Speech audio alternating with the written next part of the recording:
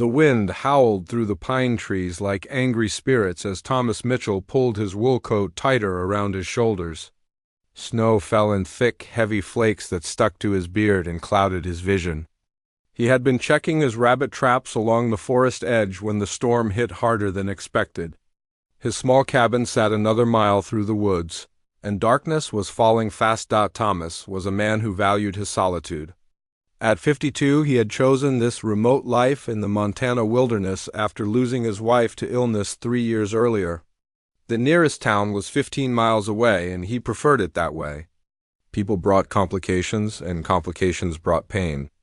Out here, with just the mountains and trees for company, life made sense. He was following the familiar trail back to his cabin when he heard it. A sound that made him stop dead in his tracks. It was faint at first, almost lost in the wind, but unmistakably human. A soft crying, weak and desperate. Thomas stood perfectly still, listening. There it was again, coming from somewhere off the main trail. Against every instinct that told him to mind his own business, Thomas followed the sound. He pushed through thick brush and around fallen logs until he found her. A young woman, maybe 20 years old, huddled against a large boulder. Her long black hair was matted with blood, and her traditional dress was torn and stained. She was shivering violently, her lips blue from cold. The girl looked up at him with dark, frightened eyes. She tried to speak, but only weak sounds came out. Thomas could see a deep cut across her forehead and scratches covering her arms. Whatever had happened to her, it was bad. "Easy there," Thomas said softly, the way he might calm a wounded animal. "I'm not going to hurt you." The girl attempted to stand but collapsed immediately. Thomas saw more blood on her dress, and her left ankle was swollen to twice its normal size. She had been running from something, that much was clear. In this weather, without shelter, she would be dead before morning. Thomas had always been good in emergencies. During his 20 years working construction before coming to the mountains, he had seen his share of accidents. Without hesitation, he knelt beside the girl and carefully lifted her into his arms. She was lighter than he expected, and she didn't resist. "My cabin's not far," he told her, though he wasn't sure she understood English. "We'll get you warm and fix you up." The journey back took twice as long with the girl in his arms. She drifted in and out of consciousness, mumbling words in a language Thomas didn't recognize. Her breathing was shallow, and her skin felt like ice. He pushed harder through the snow, his own exhaustion forgotten. When Thomas finally saw the warm glow of his cabin windows through the trees, relief flooded through him. He had left the wood stove burning, and the small building looked like heaven in the storm. He kicked the door open and carried the girl inside. Immediately feeling the blessed warmth hit his face, Thomas laid her gently on his couch, which sat near the wood stove. The girl's eyes fluttered open, and she looked around the cabin with confusion and fear. The single room was simple but clean, a kitchen area. The couch, his bed in the corner, and shelves lined with books and supplies. "You're safe now," Thomas said, moving to light an oil lamp. "Let me take a look at those injuries." He had basic medical supplies left over from his construction days: bandages, antiseptic, pain medication. Thomas heated water on the stove and gathered what he needed. The girl watched his every move. Still trembling, when Thomas approached with a warm cloth to clean her wounds, she flinched away. He moved slowly, showing her the cloth and speaking in gentle tones. "I need to clean these cuts. They could get infected." Gradually, she allowed him to work. The head wound wasn't as bad as it looked. Head injuries always bled heavily. But as Thomas carefully cleaned the blood away, he could see other injuries that worried him more. Bruises on her neck that looked like finger marks. Cuts on her wrists that appeared to be from rope. Someone had hurt this girl badly. Someone had tied her up and done terrible things to her. The realization made Thomas's jaw clench with anger, but he kept his movements gentle and his voice calm. As he bandaged her forehead, the girl spoke for the first time. Her voice was hoarse and weak, but the words were clear. "Thank you." Thomas looked into her eyes and saw intelligence there, along with the fear. "What's your name?" he asked. "Ayana," she whispered. "My name is Ayana. I'm Thomas."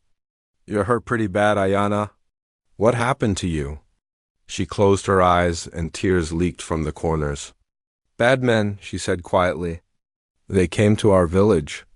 They took girls. I ran. Thomas felt his hands tighten into fists. Human trafficking. He had read about it in the newspapers when he went to town for supplies. Criminal groups that targeted isolated communities, especially Native American reservations. They took young women and girls, selling them like livestock. How long ago? Thomas asked. 3 days, Ayana said. Maybe 4. They kept us in a truck. I got away when we stopped for gas. Thomas tried to imagine this small, injured girl escaping from armed criminals and surviving alone in the wilderness for days. The strength that must have taken was incredible. Are there others? Other girls they took? Ayana's face crumpled. My sister? My cousin. 5 girls from our village. She gripped Thomas's arm with surprising strength. They're still out there. Thomas felt something shift inside him.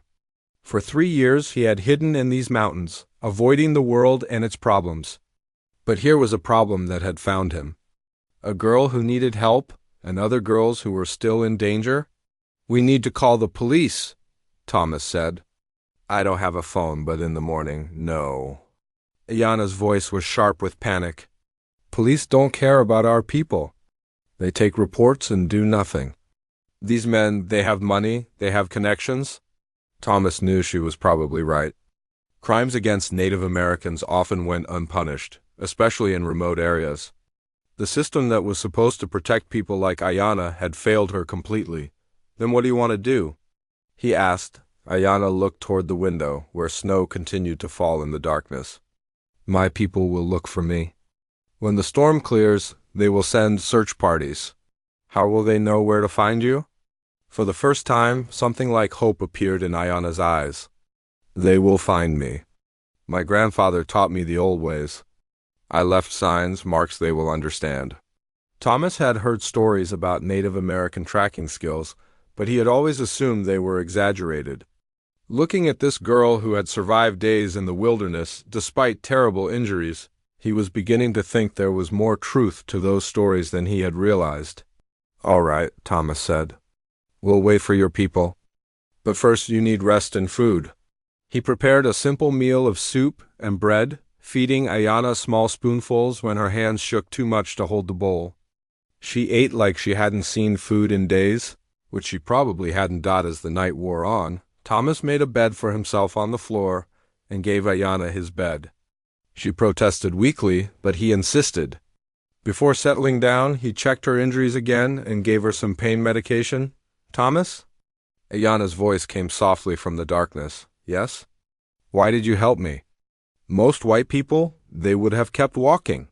Thomas was quiet for a long moment. I guess I'm not most white people, he finally said. Outside, the storm raged on, but inside the cabin, warmth and safety surrounded them. Thomas lay awake listening to Ayana's breathing, thinking about the girls who were still out there somewhere.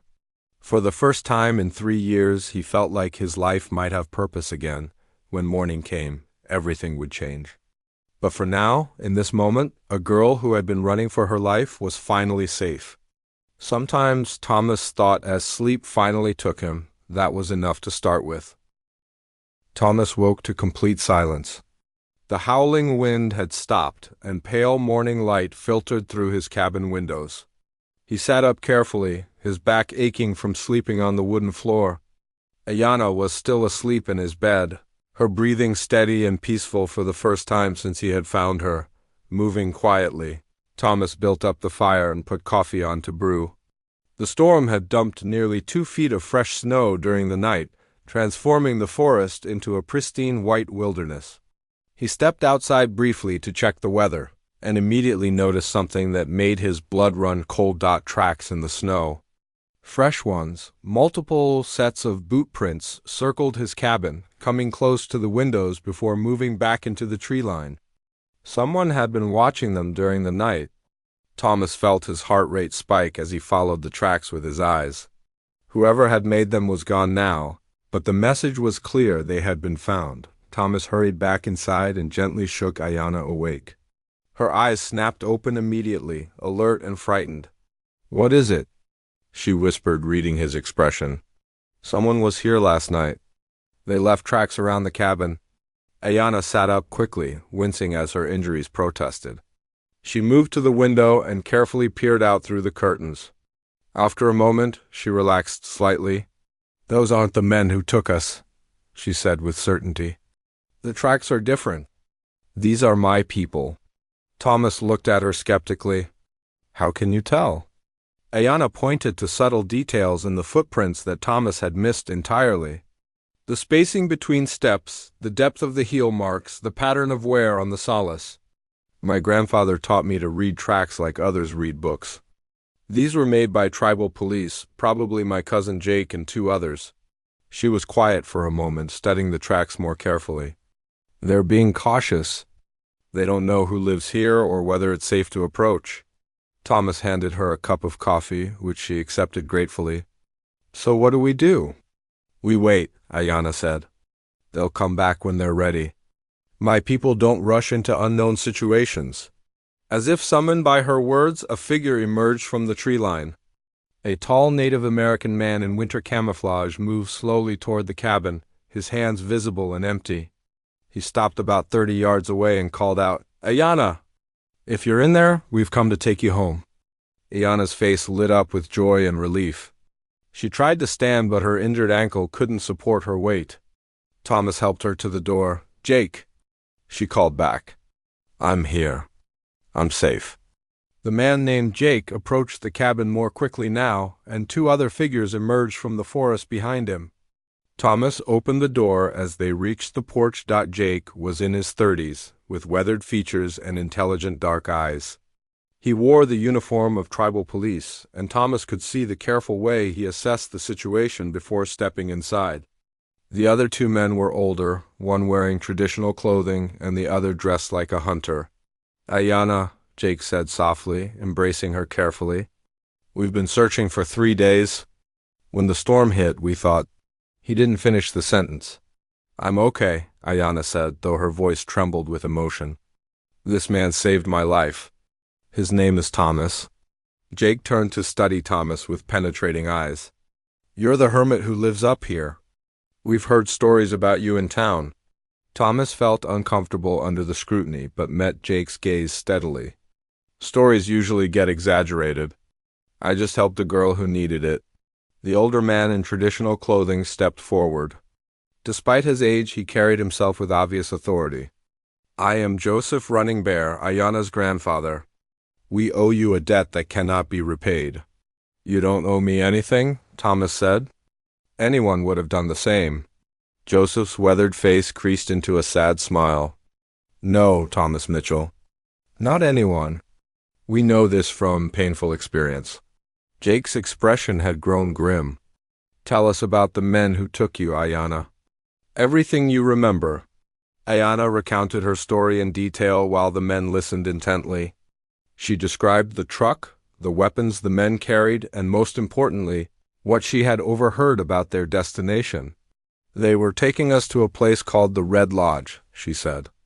It's supposed to look like a hunting lodge, but it's where they keep girls before moving them somewhere else. I heard them talking about buyers coming from the city. The third man, who had been silent until now, spoke up. I know that place. It's about 40 miles north of here, off the old logging road. Been abandoned for years, but someone's been using it recently. Jake looked at his companions. We need to contact the FBI. This is bigger than what tribal police can handle alone. The FBI won't move fast enough, Joseph said quietly. By the time they organize a task force and get warrants, those girls will be gone forever. Thomas found himself speaking before he realized it. What if he didn't wait for official help? Everyone turned to look at him. Jake's eyes narrowed. What are you suggesting? I'm suggesting that sometimes the right thing isn't the legal thing, Thomas said carefully. Those girls are running out of time. Joseph studied Thomas with new interest. You would help us? Even though this isn't your fight? Thomas looked at Ayana, remembering the terror in her eyes when he found her, the rope marks on her wrists, the story of her sister and cousins still in captivity. It became my fight the moment I carried her out of that storm. Jake was shaking his head. This isn't some movie, old man. These are dangerous criminals with military weapons. People could get killed. People are already getting killed, Thomas replied. Those girls might not survive another day. The hunting-dressed man, who introduced himself as Frank Two Hawks, spread a hand-drawn map on Thomas's table. I've been watching the Red Lodge for 2 weeks, tracking the men who've been using it. There are usually 4 to 6 of them there at any time. They rotate shifts. You've been watching them? Jake asked sharply. Why didn't you report this? Frank's face was grim. I reported it. Filed 3 separate reports with county sheriff, state police, and FBI. Know what happened? Nothing. They said they needed more evidence, more proof. Meanwhile, girls keep disappearing. Joseph placed a gnarled hand on the map. Frank has been tracking these men since his own granddaughter vanished 6 months ago. The authorities have done nothing. Thomas felt a familiar anger building in his chest. The same helpless rage he had felt when his wife died and the doctors told him there was nothing more they could do. Sometimes the system failed people when they needed it most. What's the plan? Thomas asked. Jake looked at him in surprise. There is no plan. We're taking Ayanna home and calling the FBI. The FBI will take days to act, Frank said. I've seen the vehicles coming and going from Red Lodge. Tonight there's supposed to be a pickup. If we're going to save these girls, it has to be now. Ayanna struggled to stand, her face pale but determined. My sister Maya is only 17. My cousin Sarah just turned 16. They're not just statistics, they're family. Thomas made a decision that surprised even himself. For 3 years he had avoided involvement in anything beyond his own survival. But looking at these people, seeing their pain and frustration with a system that had abandoned them, he felt something he hadn't experienced since his wife's death: purpose. I have supplies, Thomas said quietly. Military surplus gear from my construction days? And I know these mountains better than anyone. Joseph's eyes glittered with something that might have been approval. The old ways and the new ways working together. Jake was still protesting, but Thomas could see he was wavering.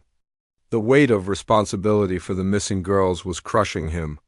Look, Thomas said, I'm not talking about a gunfight. I'm talking about reconnaissance, intelligence gathering. Maybe a way to help the girls escape before any buyers show up. Frank nodded eagerly. That could work. The security isn't that tight. They're overconfident because they think they're untouchable. Ayanna grabbed Thomas's arm. You would really do this? Risk your life for girls you've never met? Thomas thought about his wife, about the promises he had made to himself to stay uninvolved, about the quiet life he had built in these mountains. Then he thought about 5 terrified girls waiting in the darkness for rescue that might never come. Sometimes life gives you a choice, Thomas said. You can walk away and be safe, or you can step up and do what's right. I've been walking away for 3 years. Maybe it's time to step up. Outside, the morning sun climbed higher, melting yesterday's storm clouds into clear blue sky. In a few hours, if they acted, everything would change forever. But for the first time since finding Ayanna in the snow, Thomas felt like they had a real chance to save the others. The question was whether they could reach them in time. By afternoon, Thomas's cabin had been transformed into a military planning center. Frank Two Hawks had returned with detailed surveillance notes and photographs of the Red Lodge. Jake had reluctantly agreed to the rescue mission after speaking with tribal elders who reminded him that sometimes justice existed outside the law. Joseph running. Bear sat quietly in the corner, working on something with his weathered hands. Thomas was surprised to see the old man weaving together strips of leather and what looked like small bones and feathers. What's that for? Thomas asked. Joseph looked up with a slight smile. Protection.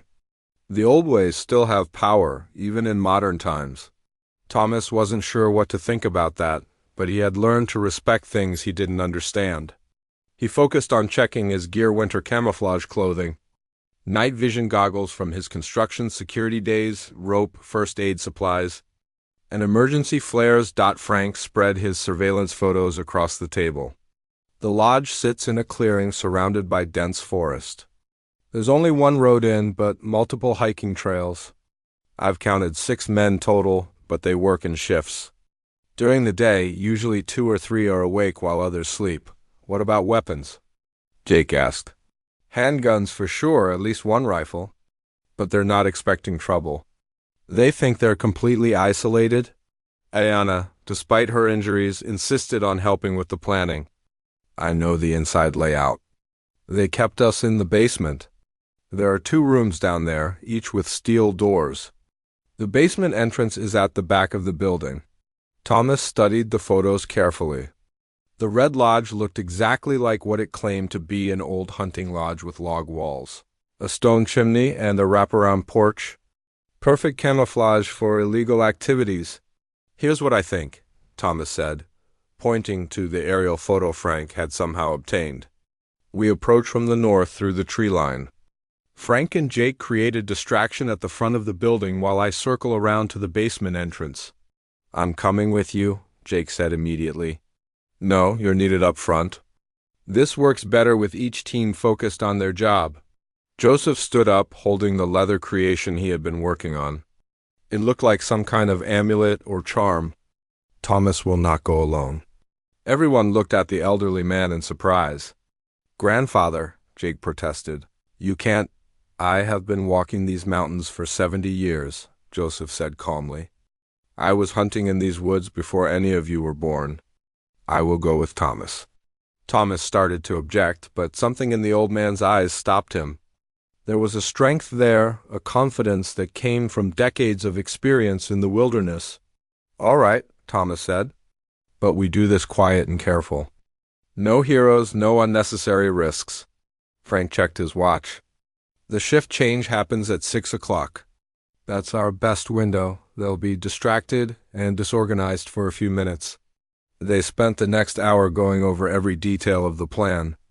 Ayana drew detailed maps of the basement layout from memory, showing the location of the holding rooms, the stairs, and any obstacles they might encounter. As the sun began to set, Thomas felt the familiar pre-mission nerves he remembered from his younger days. But this time was different. This time, he wasn't just following orders or collecting a paycheck. He was trying to save innocent girls from a nightmare. Joseph approached him as he finished checking his gear. You are a good man, Thomas Mitchell. My granddaughter saw it immediately.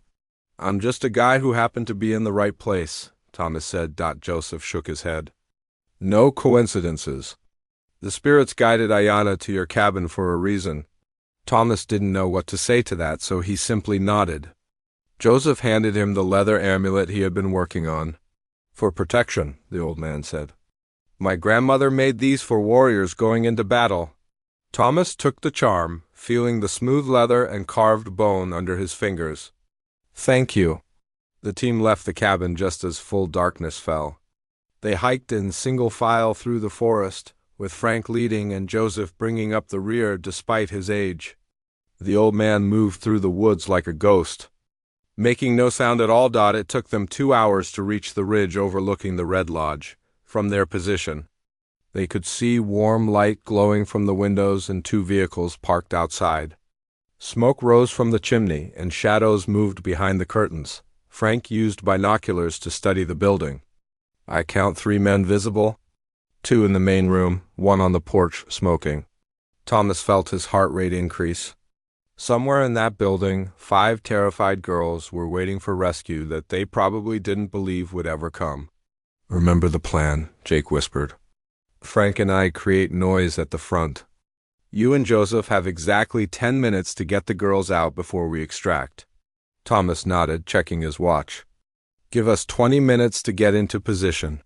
He and Joseph moved carefully down the backside of the ridge, staying within the tree line. The old man's knowledge of the terrain was incredible. He seemed to know exactly where to step to avoid breaking branches or sliding on loose rocks when they reached the back of the lodge. Thomas could see the basement entrance Ayana had described.